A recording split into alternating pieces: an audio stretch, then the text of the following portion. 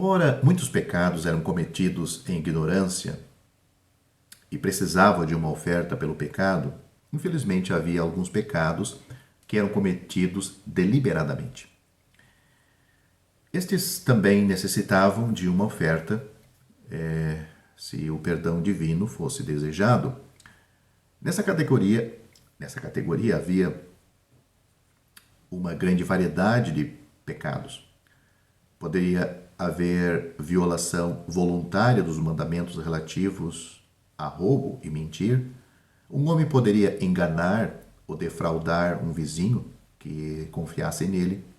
Poderia haver extorsão ou poderia haver pecado em coisas santas, como talvez o não pagamento do dízimo ou uma negligência de observar as leis cerimoniais. De qualquer forma em que o homem fosse culpado de pecado deliberado, ele precisava fazer uma oferta pela culpa. Havia também pecados de omissão. Um homem poderia falhar em não fazer o que ele sabia que deveria fazer, ou ele poderia deixar de contar o que ele sabia que deveria contar. Tais pecados de omissão eram tão sérios quanto os pecados de comissão e também precisavam de uma oferta para serem perdoados. Nós temos nas Escrituras, neste assunto, uma restituição. A confissão tinha que ser completa e franca. Uma admissão geral de fracasso ou falha não era suficiente nem aceitável. Note o que a Bíblia diz.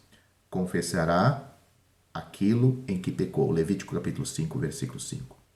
Deveria haver um reconhecimento explícito de culpa naquele assunto específico. Uma confissão como esta era humilhante e contrário à carne. Entretanto, é o único caminho para perdão e bênção. A oferta era aceita novamente e em proporção aos recursos do pecador. Um homem poderia trazer um cordeiro, outro poderia achar que isto era além da sua capacidade e ele poderia oferecer 2 rolinhas ou 2 pombas. Um destes pássaros seria uma oferta queimada, pois Jeová deveria ter a sua porção. Às vezes, os recursos de um homem poderiam ser tão pouco que nem 2 rolinhas eram possíveis. Deus era muito benigno. Em tais casos, ele aceitava 1/10 parte de um efa de flor de farinha. Esta não tinha azeite, nem incenso, como a oferta de manjares, era uma oferta pelo pecado. Um punhado memorial, entretanto, era queimado no altar, dessa farinha que ele trazia, como na oferta de manjares, e o restante pertencia aos sacerdotes. Que demonstração singular de graça era esta? Vamos pensar um pouco sobre esta farinha, ou melhor dizendo, a flor de farinha. Nesse sacrifício não havia nenhum sangue. Uma oferta pela culpa? Você pode estar perguntando. Era o reconhecimento divino da pobreza do homem, em um reconhecimento da sua incapacidade de trazer mais. Não é verdade que Deus ainda hoje leva em consideração a pobreza de apreciação e entendimento? Será que isso não é verdade?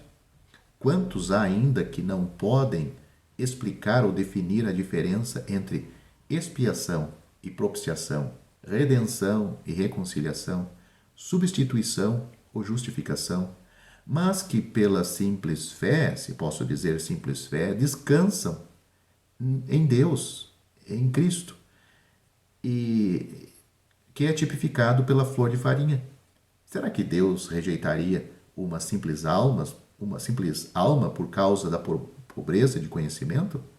Será que hoje em dia ele, Deus, irá exigir aquilo que o homem não pode dar, quando ele, Deus, foi tão compassivo debaixo da lei?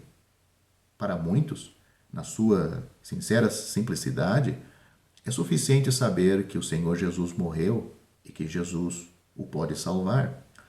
Homens com maior capacidade sacerdotal podem se alimentar dessas coisas num grau muito mais elevado, mas para a salvação e perdão, Jeová, em graça, fez provisão para todos. De qualquer forma, a flor de farinha era levada ao altar, ao lugar do sacrifício, onde sem dúvida se misturava com o sangue vertido de outras ofertas. Então, na realidade, havia sangue. Era necessário fazer restituição para a pessoa defraudada. Propriedades roubadas deveriam ser devolvidas. E mais ainda, uma quinta parte do valor do que havia sido roubado deveria ser acrescentado.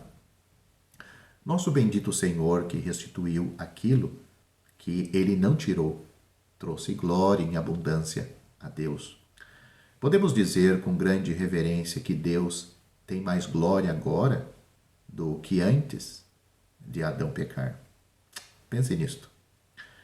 Adão, como homem representativo, roubou Jeová e toda a criação. O Senhor Jesus, pela sua obediência e morte, restaurou tudo, com a glória adicional da nova criação, uma vasta assembleia de filhos semelhantes a Ele mesmo, para o prazer do Pai e para trazê-los ao Pai. Devemos observar que o pecado contra meu vizinho é pecado contra o Senhor. Leia Levítico capítulo 6, versículo 2. Davi tinha aprendido isto quando exclamou: contra ti somente pequei e fiz o que a teus olhos parece mal. No Salmo capítulo 51, versículo 4. Ele tinha realmente pecado contra Urias e contra Betseba e contra si mesmo. Mas ele reconhece que o terrível fim do seu pecado é contra o Senhor.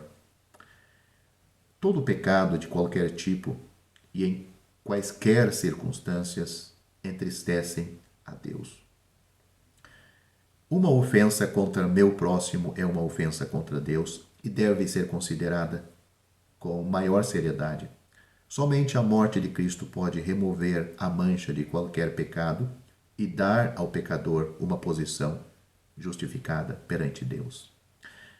Se a pessoa não é salva, primeiramente ela tem que resolver este assunto para com Deus. Pois, para a nossa salvação, tudo Cristo já tem feito. E com perfeição, Deus, com este sacrifício, está satisfeito e nos dá a salvação.